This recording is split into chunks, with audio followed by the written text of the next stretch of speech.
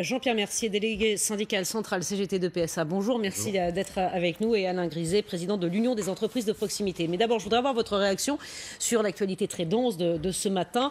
D'abord, Airbus, l'A380, la fin de la production de cet avion qui était un symbole pour le constructeur européen. Ça vous inspire quoi, monsieur Mercier ? Ça m'inspire que les salariés vont devoir être très vigilants et sans doute se mobiliser pour maintenir l'emploi, parce que quand on sait qu'il y a des annonces de ce type-là, c'est forcément pour les directions d'entreprise faire payer le prix fort aux salariés en suppression d'emplois. Donc je ne sais pas s'il va y en avoir, mais en tout cas, il faut maintenir, pour moi, maintenir tous les emplois, et pour les maintenir, il faut taper dans les profits. Donc être vigilant effectivement sur la suite et les conséquences et être prêt à se battre. Monsieur Griset, la fin de la 380. Vous savez que ce soit les très grandes entreprises ou les plus petites, à un moment donné, c'est le marché qui commande. Il n'y avait pas de clients pour vendre cet avion. Malheureusement, il faut trouver d'autres solutions, peut-être d'autres modèles pour préserver l'emploi. Il n'y a pas de difficulté, mais celui-là, s'il n'était plus vendu, ça ne sert plus à rien de le produire. Donc il y a quand même des commandes, et je parle sous votre contrôle, Claire, effectivement, il y a 40 A380 qui sont annulés, mais par ailleurs, il y a 2 autres Airbus qui sont commandés. Voilà, ça des correspond appareils qui plus sont que la commande légers, de la 380. moins gourmands, voilà, ils remplacent ces commandes de la 380. Autre réaction avant d'entrer dans notre débat, Alain Juppé qui quitte la mairie de Bordeaux pour rentrer au Conseil constitutionnel. Monsieur Mercier. Écoutez, quand j'ai entendu ça, moi, ce matin, c'est un peu la blague du jour quand même. Enfin, moi, je repense à Alain Juppé, qui a été condamné à 14 mois de prison avec sursis. Bon, voilà. C'est le fait qu'il rentre au Conseil constitutionnel avec cette condamnation qui vous fait sourire. C'est ce genre de personne qui va devoir dire son avis si la loi elle est bonne ou pas. Voilà, quelqu'un qui a un casier judiciaire quand même. Elle est conforme à la Constitution. Voilà. Moi, franchement, c'est un peu la blague du jour. Ça m'a fait un peu sourire ce matin, quoi. Et vous, monsieur Griset ? Non, mais à ces postes-là, c'est des hommes et des femmes d'expérience. On ne peut pas nier le fait qu'Alain Juppé en est un. Donc pour moi, pas de difficulté. On en vient à notre débat. Taxe impôt, faut-il tout revoir? Écoutez ce que disait hier soir le Premier ministre dans la grande explication. On est dans un pays où le niveau des prélèvements obligatoires est manifestement supérieur à ce qui se pratique dans d'autres pays, vraiment. Et il y a pire, c'est que non seulement on prélève plus d'impôts qu'ailleurs, mais en plus, on ne réduit pas notre dette.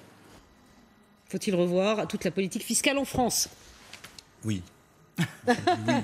Oui. Même Édouard Philippe le reconnaît, effectivement. Ça va pas. Oui, s'il y a quelque chose à revoir, il faut que les plus riches de ce pays repayent des impôts. Bien sûr, il faut que les grandes entreprises repayent des impôts sur les bénéfices. Elles en payent, monsieur Mercier, elles en payent. De moins en moins, si on voit sur les années passées, excusez-moi, c'est quand même les riches et les grandes entreprises qui payent de moins en moins d'impôts. Il y a tout le débat sur l'ISF. Et puis, il y a les gens comme nous, ceux qui n'ont que leur salaire pour vivre, que leur allocation ou que leur pension de retraite. Et nous, par contre, on paye et on n'arrête pas de payer. Il y a la TVA, il y a l'impôt sur le revenu, il y a un maximum de taxes après, il y a l'utilisation des impôts et des taxes. Vous comprenez, si c'est pour payer des impôts, pour voir après 40 milliards de CICE se déverser dans les caisses des grandes entreprises pour qu'elles continuent à licencier, à supprimer des emplois, pas d'accord. Monsieur Griset. Non, mais hier, d'ailleurs, un des débatteurs a montré la fiche de paye, un restaurateur, pour indiquer effectivement aujourd'hui, il y avait un nombre important de cotisations, il y a une imposition. Bon, pour nos entreprises, les entreprises qui concernent aujourd'hui 3/4 des entreprises françaises, moins de 20 salariés.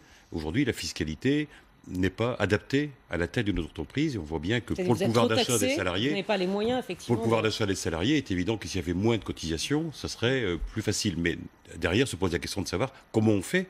Parce qu'on a un peu cette contradiction. On veut une protection sociale, on veut des services publics, on veut moins payer d'impôts. Et donc la vraie question, c'est de savoir à quel endroit on prend l'argent pour répondre aux besoins des uns et des autres. Moi, je voudrais vous faire réagir à une étude de la Fondation IFRAP. Les impôts sur les ménages ont augmenté de plus de 63 milliards d'euros entre 2010 et 2017.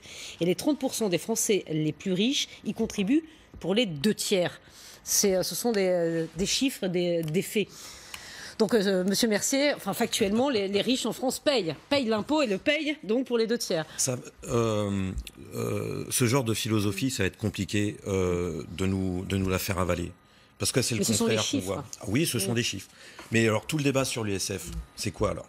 Tout le débat sur l'ISF, sur le fait que... Est-ce que c'est pas un symbole, l'ISF? alors, je suis bien d'accord que c'est un symbole. C'est pas grand-chose, en fait. Les riches, c'est pas par là qu'ils font des économies. Les riches... Ça rapporte 3 milliards à l'État, juste pour rappel. Oui, voilà. Rapportait, pardon. Oui, voilà. Et l'État dépense... Moi, je tiens sur ce CICE.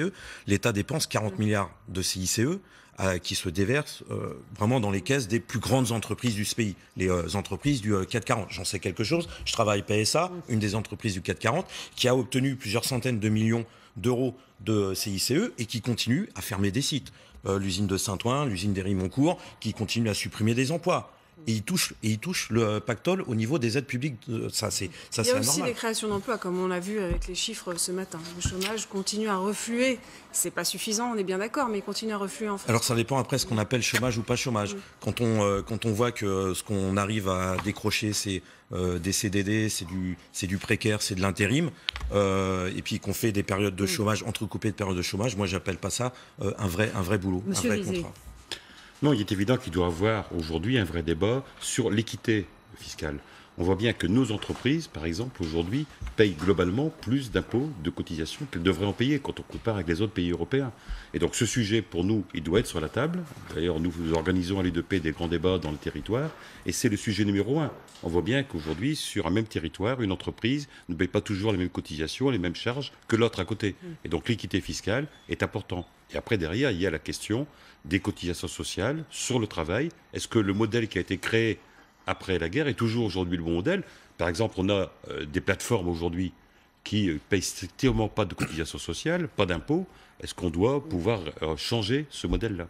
Voilà, mais vous êtes d'accord, en tout cas, il faut revoir cette politique fiscale. Ça ne va pas. Oui, mais sur la bataille des cotisations sociales, c'est évident que le patronat veut plus en payer et voudrait remplacer la sécurité sociale par des entreprises privées, voudrait tout remplacer par le privé.